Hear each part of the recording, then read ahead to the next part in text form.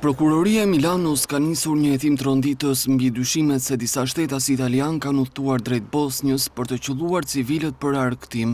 Ky proces nisi pas denoncimit të një gazetari i cili dorëzoi prova mbi të ashtuquajturit snajper të fundjavës gjatë luftës. Hetuesit janë përqendruar te persona që dyshohet se paguanin për të marrë pjesë në rrethimin e Sarajevës, krah njësive serbe. Një 80 vjeçar nga Pordenone është thirrur tashmë për të marrë në pyetje si i dyshuar kryesor për këto krime makabre.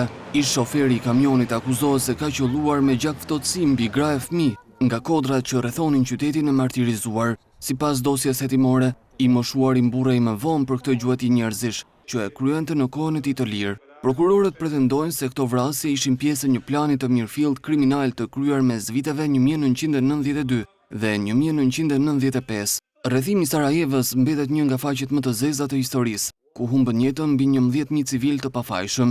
Drejtësia italiane po tenton tani të hedhë dritë mbi rolin e tmerrshëm që kanë pasur mercenarët e huaj në këtë masakër.